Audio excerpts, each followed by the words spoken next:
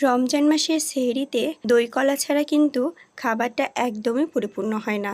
তাই বাসায় তৈরি করব আজকে আমি টক দই। সেহরির থালায় যতই মজাদার খাবার থাকুক না কেন, শেষে কিন্তু একটু দই ভাত অবশ্যই দরকার। আমি তাই আড়ংয়ের এই প্যাকেট দুধ দিয়েই টক দই তৈরি করব। শহরের মধ্যে যখন তখন হাতের কাছে গরুর খাঁটি দুধ পাওয়া যায় না, তাই এটাই কিন্তু আমাদের একমাত্র ভরসা। আমি আগে প্যানে দুধগুলো ঢেলে দিয়ে বেশ কিছুক্ষণ জাল দিতে হবে। আর জাল দেওয়ার সময় খেয়াল করে দুধের সরটা যেন না পড়ে যায়।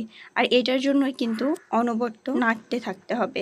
দই বানানোর জন্য আপনি যে পরিমাণ দুধ ব্যবহার করবেন, জাল দিয়ে কিন্তু সেটাকে অর্ধেকে নিয়ে আসতে হবে। আমি যখনই দুধের কোনো জিনিস বা খাবার তৈরি করতে যাই, তখনই মনের মধ্যে একটা ভয় কাজ করে যে পারফেক্টলি বানাতে পারবো তো। যাই হোক, আজকে চেষ্টা করে দেখি শেষ পর্যন্ত কি হয়। আমি এই হাঁড়িটা নিয়েছি, মাটির এই হাঁড়িটাকে সুন্দরভাবে পরিষ্কার করে এটাকে আমি চুলায় আঁচ দিয়ে গরম করে রেখেছি। আমি হাঁড়ির মধ্যে কিছুটা দইয়ের বীজ দিয়ে নিচ্ছি।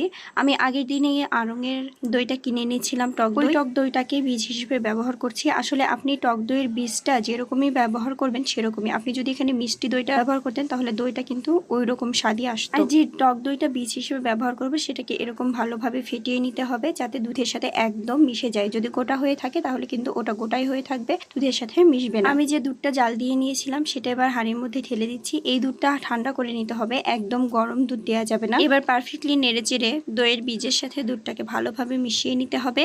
আর এইরকম আমি একটা মাটির ঢাকনা দিয়ে এটা ঢেকে দিয়েছি। দইটাকে জমানোর জন্য আরেকটা বিষয় মাথায় রাখতে হবে, সেটা হচ্ছে এই দুধটাকে একটু গরম জায়গায় রাখতে হবে, তাহলে কিন্তু দইটা ভালো জমে। আমার হাতের কাছে যেহেতু এই পাতলা কম্বলটা ছিল, এটা দিয়ে আমি ভালো করে জড়িয়ে রাখছি। এটাকে ভালো করে মুড়িয়ে একদম সবার হাতের নাগালের বাইরে রেখে আসছি। আমি আমার মা দাদিকে দেখতাম, তারা এরকম করে টক দই বানানোর সময় দইয়ের এই হাঁড়িটাকে একদম বড় চালের ড্রাম অথবা বড় কোনো হাঁড়ির মধ্যে রাখতো। অনেক বড় বড় পাতিল তখন গ্রামে পাওয়া যেত, সেগুলোতে রাখতো। কিন্তু আমার কাছে সেরকম তো হাঁড়ি নাই, তাই কি করা, কম্বল দিয়ে মুড়িয়ে রেখেছিলাম। আমি সেহরির কিছুক্ষণ আগে কম্বল থেকে দইয়ের হাঁড়িটা বের করতে যাচ্ছিলাম। একটু ভয় ভয় লাগছিল যে আল্লাহ আজকে আমার সম্মানটা রক্ষা করলো কিনা, কেমন হলো আল্লাহ জানে। তো খুলে দেখি যে না, সুন্দর দই জমে গিয়েছে। আলহামদুলিল্লাহ, দই কোনো পানিও কাটে না। আপনি যদি দুধটাকে ভালোভাবে জাল দিয়ে নেন তাহলে অবশ্যই দইয়ে কোনো পানিও আসবে না এবং পারফেক্টলি টক দই তৈরি হয়ে যাবে। বাসায় তৈরি টক দই দিয়ে সেহরিতে সবাই পেট পুরে ভাত খেয়ে নিন। টক দইয়ের রেসিপিটি আপনারাও তৈরি করে দেখতে পারেন।